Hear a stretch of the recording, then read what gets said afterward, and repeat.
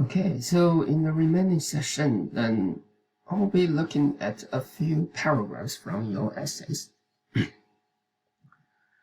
And let's have a look at this example from The Journey of Inferno, Letters to Four People. And this is the concluding paragraph of the essay. The left-hand side of the books is the original. Let's have a look at what you wrote. These four letters oddly convey our feelings. So here, to me, this oddly can be slightly, I don't mean that it's problematic, maybe I should say that it reflects what I mentioned earlier in the presentation about this pleonasm, kind of wordiness. Do you think it's essential if you incorporate this particular adverb into this sentence? And then you say there are four independent clauses joined with semicolon, the letter for London, and you can see that this is there might be a typo here.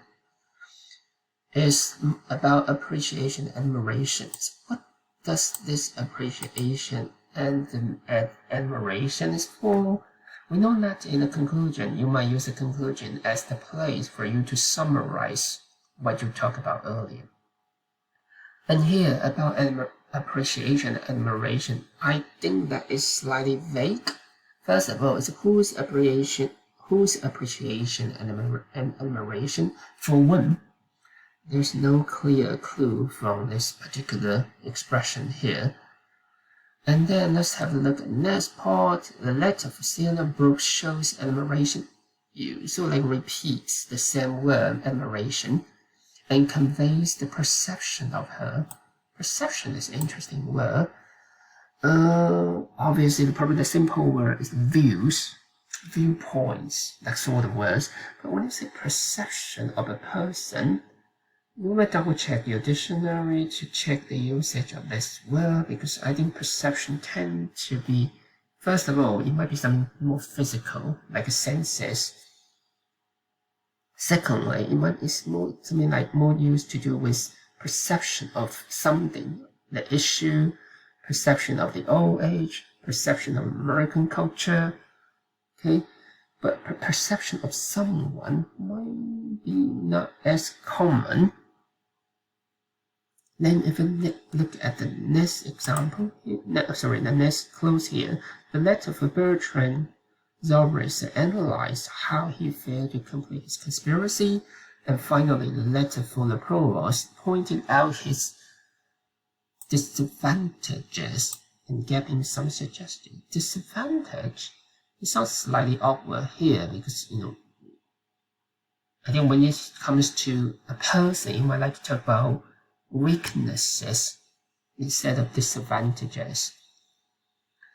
And also, I think that there's kind of inconsistency in terms of the tense, especially this points out.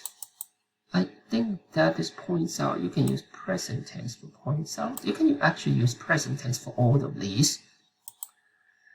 Even though that for the third independent clause here, it's possible that you can use a past tense, but again, I think the present tense can work because you are referring to the letter, which there's a kind of eternal sense from that particular letter. Even though you wrote the letter in the past, you are referring to that letter as it is in the present time.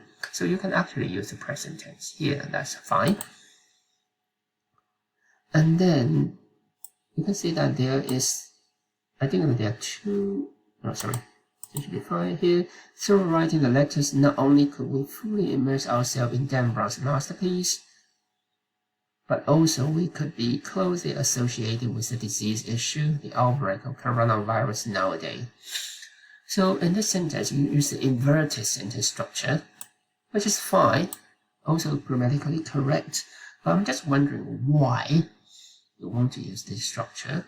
There must be a purpose, because the canonic way or the classical way of structuring a sentence should be subject verb. But here, because you sort of move that not only to the beginning of the sentence, so that you need to invert or reverse the order of the could and we, the subject and verb. So what kind of effect do you want to achieve from this kind of inverted sentence structure? Think about this. And then you say, we fully immerse ourselves in Dan Brown's masterpiece, that's fine. And then you say, but also we could be closely associated with. This sounds slightly odd when you say you are closely associated with the disease.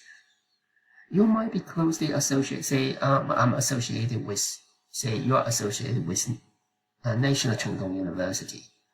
Okay, but it sounds slightly odd when you say you're associated with the disease. And then the disease issue, the outbreak of coronavirus, I think that you can just keep one. You don't need these two. And then if you look at here, I think that there are two spaces here. Do remember that when it comes to formatting, then you just need one space after the full stop. And you say throw out these 4 letters for each character. As readers, we can identify that disease issue is involved in the lives of each of us. Again, first of all, what does it mean by this disease issue? Disease, but what's a disease issue? You use this disease as adjective to modify issue. It's a very common way to say something like this. And also, you say is involved in the lives of each us. If you have a chance, take a look at the dictionary and look at examples about the usage of involved. Generally speaking, it's a person who is involved in something, rather something is involved in a person. And then you say none of us can be bystanders at this moment. So on the right hand side, in this column, I try to provide kind of revised version for this paragraph. I know it's definitely not perfect, it's definitely not perfect, but it's just for your own reference. I started with, in this project, each of us wrote a letter to a main character of the book. I tried to summarize what we did in this project. And then I say the letter for Landon shows our respect to him for his courage, perseverance, and breadth of knowledge. The letter for Sienna Brooks demonstrates our admiration of her calmness and intelligence. You can see that, and also I say, and our empathy about her loneliness. So you can see that I actually added additional information. I sort of like extract key information from your letter and summarize them into my conclusion. And then the same applies to the next two clauses. In the letter for Bertrand Zobrist, we analyzed the why and how he failed to complete his conspiracy. While in the letter for the provost, we pointed out his weakness in personality and recognized his conscience he regained towards the end of the story. Once again, I added additional information here to highlight what you talk about in those letters. And you can also see that I sort of like change the sentence structure for this part. You can see that I use we as a subject. Okay, and this is different from you who use letter as a subject. It's so slightly awkward when you say the letter analyzes something, the letter points out. It's okay, and you can also argue that it's kind of personification, but I would prefer to be more kind of like traditional. Then I would prefer just to use we, the author. This is what we did. We analyzed this, we recognized this, we pointed out this, etc.